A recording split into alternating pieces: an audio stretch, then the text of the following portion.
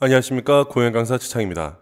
자, 오늘은 수능 특강 현대시 5강 박두진의 도봉하고 김용택의 그리운 그 사람, 요 지문부터 한번 해보도록 하겠습니다. 자, 지금 계속 진행 중에 있는데요, 영상 꼬박꼬박 잘 챙겨 보시고요, 그 다음에 내용도 잘 정리하시고 필요한 것들이 있으면 질문 같은 것도 하시면 열심히 질문 답변 드리겠습니다. 자, 그러면 박두진의 도봉 한번 시작해 보도록 할게요. 자, 이 박두진의 도봉은 지금까지 한 번도 수능 시험에 나온 적이 없습니다. 다만 박두진 씨는 전에 제가 한번 그 앞쪽에서 얘기를 한번 드렸을 것 같은데, 앞쪽에 제가 그 현대시 4강에 조지훈의 낙하를 이야기하면서 청록파시인에 대해서 잠깐 언급한 적이 있어요. 그러니까 청록집이라는 시집을 썼던 세 작가가 있습니다. 조지훈하고 박두진하고 박목월하고. 정말 이름은 다 들어보셨죠, 그죠? 여기는 이 세 사람 모두 다 이제 그 우리나라 현대시 업적에는 어마어마한 업적을 남겼고, 게다가 실제로 수능이나 모의평가에도 자주자주 나오시는 분들입니다. 그러니까 이 박두진 그 작가도 지금까지 이 도봉이라는 시가 나오지만 않았을 뿐 2006학년도 수능에 청산도라는 시가 한번 나왔고요. 그 다음에 또 2017학년도 6월에 향현이라는 시가 이렇게 나올 정도니까 적게 출제되는 작가는 아닙니다. 두 번이나 출제됐으니까요. 그래서 충분히 출제될 가능성이 높다.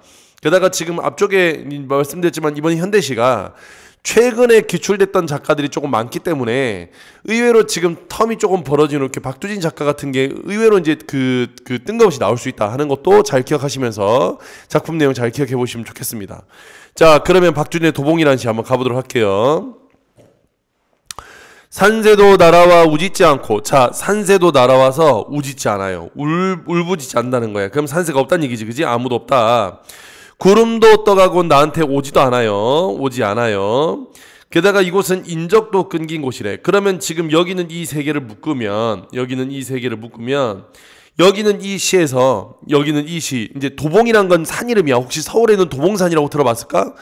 그 도봉산을 배경으로 하고 있는데, 여기는 이 산은 아무도 오지 않는 적막하고 고요한 산의 분위기를 보여주고 있습니다. 됐죠? 산의 분위기를 보여줘요. 이때 자기는 홀로 앉아있다고 했으니까 화자의 외로운 처지도 보여주고요. 화자의 외로운 처지도 보여줍니다.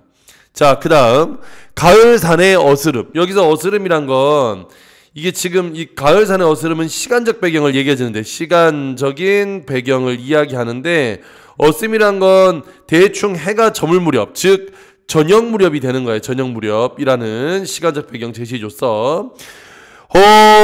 호이 소리 높여 나는 누구도 없이 불러보나. 그러니까 내가 지금 누구를 불러보는 거야. 호이 하고 불러보는데, 이렇게 불러보는 행동은 결국 외로움에서 벗어나고 싶은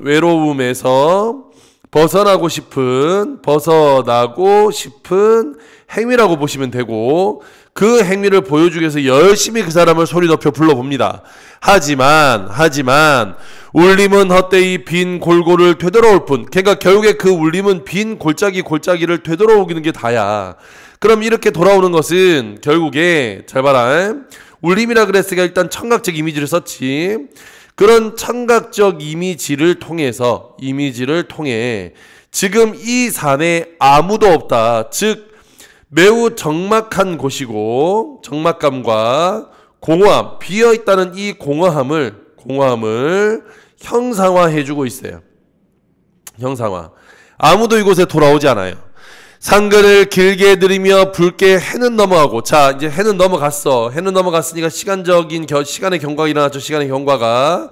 이제는 저녁에서 이제 어디로 가고 있냐면 밤으로 요렇게 시간이 바뀌어가고 있습니다.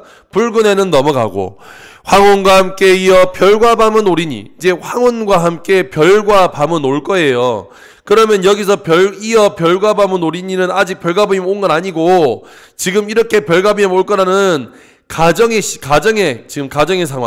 상황을 가정했는데, 이때 여기는 이 별과 밤은 결국 화자의 고독이 심화되는 시간을 이야기하는 거야. 고독이 심화되는 시간으로 가는 거예요. 왜? 아무도 없는데 밤까지 하세요. 더 고독하고 더 외롭겠지, 그지? 그래서 여기서 화자가 느낀 정서, 생은 오직 갈수록 쓸쓸하고 사랑은 한갓 괴로울 뿐. 결국에 이걸 깨닫게 된 거야. 즉 고독하고 괴로운 화자의 심정을 드러내주고 있어요. 생은 오직 갈수록 쓸쓸하고 사랑은 한갓 괴로울 뿐. 그대 위하여 나는 이제도 이 긴 밤과 슬픔을 갖거니와. 드디어 나왔다. 얘가 왜 괴로운지. 그대라는 말이 나왔네.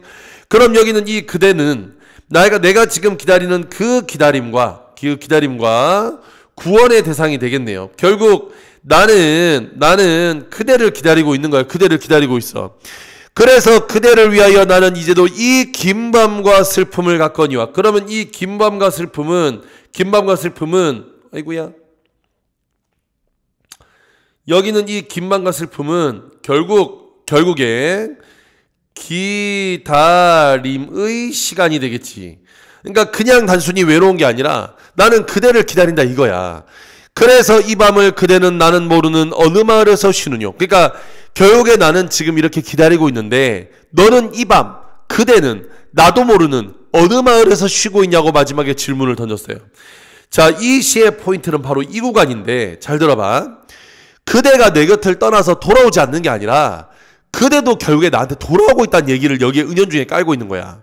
그러니까 쉰다라는 말은 어떤 행동을 하는데 중간에 쉬는 거잖아. 지금 무슨 말인지 됐죠? 그러니까 여기서 쉰다는 건 지금 돌아오고 있는 도중이라고 생각하고 있는 거예요. 그러니까 즉 다시 말하면 언젠가는 돌아올 것이라는 기대가 여기에 반영된 표현인 거야. 지금 무슨 말인지 이해됐어?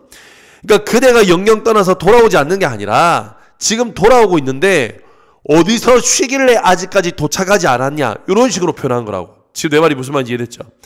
그래서 결국에 지금 여기는 이 시의 주제는 적막한 가을산에서 느끼는 고독감. 그러니까 지금 이 시는 적막한 가을산에서 느끼는 고독감과 그대에 대한 기다림. 요게 이제 이 시의 주제가 되겠죠. 그죠? 요게 이 시의 주제가 되겠네. 그래서 쓸쓸하게 지금 이 도봉산을 바라보며 떠나간 그 사람을 기다리고 있는 겁니다. 자, 이 시의 표현상의 특징을 좀 정리하자면 첫 번째, 처음에는 가을산에 대한 분위기를 제시한 다음에 그 뒤에 내가 이렇게 살아가는 것은 매우 슬프고 힘들고 그대를 기다리고 있다는 정서가 나오는 걸로 봐서 선경 후정의 방식을 통해서 이렇게 시를 전개하고 있습니다. 자, 두 번째 갑니다. 두 번째, 이 시는 시간적 배경과 공간적 배경이 동시에 드러나는데 이 시간적 배경과 이 공간적 배경을 통해서 오히려 지금 뭐하고 있냐면 화자의 정서와 조응시키고 있다. 즉 다시 말하면 외로움, 쓸쓸함, 고독감 이런 것들을 더욱더 극대화시키는 방향으로 시간과 공간을 끌어나가고 있습니다. 됐죠? 자, 세 번째, 이 시간에서 밤이라는 이 시간은 결국 화자의 고독이 심화되는 시간이고 그리고 그대를 기다리는 시간이 되겠어요. 그래서 이 밤의 의미도 좀 기억을 잘 해두셔야 되고요. 그 다음에 네 번째가, 이 시는 다른 시보다 어쨌든 감각적 이미지를 최대한 효과적으로 사용하고 있습니다. 그래서 화자의 정서를 잘 표현해내고 있다. 요게 이제 요 시의 특징이 되겠어요. 요렇게 기억해 두시면 되겠습니다. 자, 그러면 다음 페이지 넘어가 볼게. 88페이지. 자, 김용택의 그리운 그 사람이 되겠네. 자, 갑니다. 오늘도 해가 다 저물도록. 자, 오늘도라는 표현을 썼어요. 오늘도.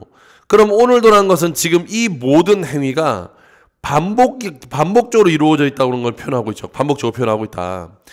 그리운 그 사람 보이지 않네. 자, 그리운 그 사람이 보이지 않아요. 지금 이 보이지 않는다라는 표현은 계속 반복됩니다. 이 시에서 이렇게 유사한 식구를 계속 반복하는데, 유사한 식구를 이렇게 반복하는데, 요거는 지금 화자의 상황을 더욱더 부각시켜 주기 위한 거예요. 부각시켜 주기 위한 거.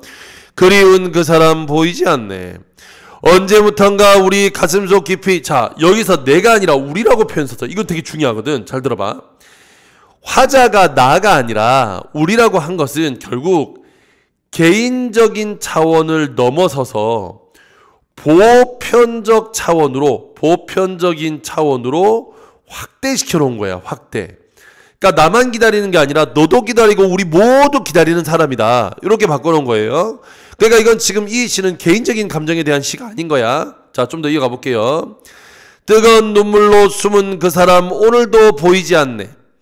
모냇논 가득히 개구리들 울어. 자, 여기서 지금 뭐하고 있냐면 모냇논 가득히 개구리들은 울고 있어요. 이렇게 개구리들은 울고 있는데 울고 있는 건 누구야? 결국 화자 자신이지. 그래서 여기는 개구리들의 울음소리는 화자의 슬픔을 더욱더 심화시켜 줍니다. 화자의 슬픔을 더욱더 심화시켜 주고요. 그 다음, 저기 저만한 어둡게 일어나 들어앉아 어깨에 들먹이며 울고. 자, 여기는 저 산만 어둡게 일어나서 얘도 울고 있는 거야. 얘도 울고 있어요. 이렇게 어깨에 들먹이며 울고 있으니까 여기는 이 친구도 마찬가지로 의인법을 쓰고 있죠. 그죠? 의인법, 의인화를 쓰고 있고요. 또 하나가 어깨가 들먹인다는 건 결국 운다는 건 시각적이고 청각적인 이미지, 시각적이고 청각적인 이미지를 쓰고 있는데 이것 또한 화자의 슬픔을 심화시켜주고 있는 거야. 됐죠? 보리때 들불은 들을 뚫고 치솟아 들을 밝히지만 그 불길 속에서도 그 사람은 보이지 않네. 그러니까 결국에 그 불길, 이 환하게 있는 이 불길 속에서도 오직 그 사람은 보이지 않는다는 거야. 그래서 그 사람의 부재를 강조하고 있어요. 그 사람의 부재를 더욱더 강조하고 있다. 언젠가는 칙칙한 어둠을 찢으며, 자, 칙칙한 어둠을 찢을 거야. 눈물 속에서 꽃처럼 피어날 저 남산꽃 같은 사람. 그러면 여기에서 잘 봐라. 이 칙칙한 어둠이란 건 결국 부정적인 현실이 되겠고 이것을 찢으며 다시 나타날 그 사람이야. 그러면 여기서 꽃처럼 피어날 저 사람은 결국 이건 예찬적 태도가 되지. 그 사람을 예찬하고 있는 거예요. 예찬하고 있는데 어느 어둠에 덮여 있는지 하루 이 하루를 다 찾아다니다가, 자, 어둠에 덮여 있는지 다 찾아다녔어. 짐승도 집에 찾아드는 저문들길에서도 그 사람은 보이지 않는다는 거야. 즉 이건 부정적 현실이 되겠고 하루 이 하루를 다 찾아다녔다는 것은 그만큼 화자가 노력을 했다. 화자의 노력이 보여지고요. 짐승들도 찾아오는데 그 사람은 오지 않아요. 그래서 이렇게 말 그대로 대비를 시켜놨어. 그래서 언젠가는 그 사람이 올 건데 아직은 그 사람이 오지 않아요. 그죠? 그래서 그 사람에 대한 간절한 그리움을, 그 사람에 대한 간절한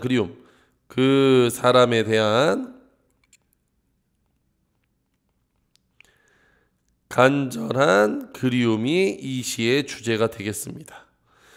자, 시 내용 한번 표현상 특징 한번 정리해 보겠습니다. 첫 번째. 자, 일단 지금 여기는 이 시는 유사한 식구를 반복하고 있어요. 유사한 식구를 계속 끊임없이 반복하고 있다. 당연히 강조가 되겠죠. 상황이나 정서를 강조해 주는 거. 두 번째. 중간중간에 감각적 이미지를 활용하고 있습니다. 감각적 이미지를 활용하면서 자연스럽게 선명한 효과를 주고 있다고. 선명한 효과를 주고 있어요. 됐죠? 선명한 인상을 제시하고 있어요. 자, 세 번째. 지금 이 시에 나오는 그 사람은 결국에 지금 화자에게 있어서는 그리움의 대상이면서 우리가 기다리는 희망적인 존재가 되겠어. 희망적인 존재. 그리고 마지막으로 이 사람은 예찬의 대상이 됩니다. 근데 아까 얘기했던 것처럼 여기는 이 시는 개인적인 대상이 아니라 우리가 기다리는 보편적 가치 이런 걸 상징한다는 거 기억해 두시면 되겠죠. 그죠? 모든 사람이 함께 기다리고 있으니까요. 자, 이렇게 정리해 두시면 되겠습니다. 다 됐죠? 정리는? 자, 그럼 이어서 문제 한번 풀어볼게요. 밑에 1번. 가와나의 공통점으로 가장 적절한 것은 그렇습니다. 1번. 자연물과 인간의 속성을 대비하여 주제의식을 부각하고 있대요. 여기서 자연물과 인간의 속성을 대비한 적은 없습니다. 여기서 자연물과 인간의 속성을 대비할 때는 얘와 얘가 가지고 있는 어떤 보편적 속성이 대비가 돼야 돼. 이게 보편적인 속성이 안 되죠. 2번 공간의 이동을 통해 변하는 화자의 정서를 형상화하고 있다. 여기서는 공간의 이동은 어디에도 드러나지 않습니다. 공간의 이동도 어디에도 없죠. 둘 다.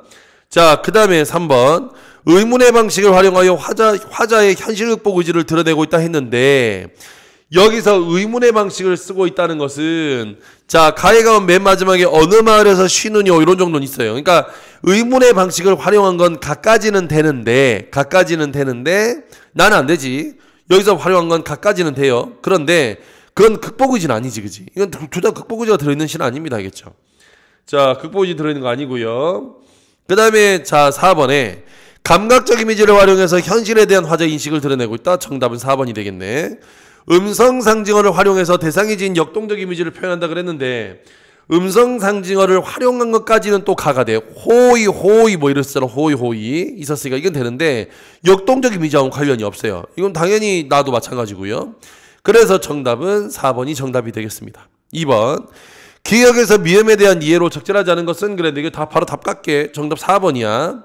자, 리을에 보시면 여기 있는 리을에 어디였지? 리을? 다음 페이지구나. 리을. 여기에서 어둡게 일어나 어깨 들먹이며 운다는 것은 의인법을 활용한 것까지는 맞아요. 이것까지 맞는데 의인법을 활용한 것까지 맞는데 그런데 문제는 여기서 화자의 인식 전환은 이루어지지 않았어. 화자의 인식 전환은 이루어지지 않은 거야.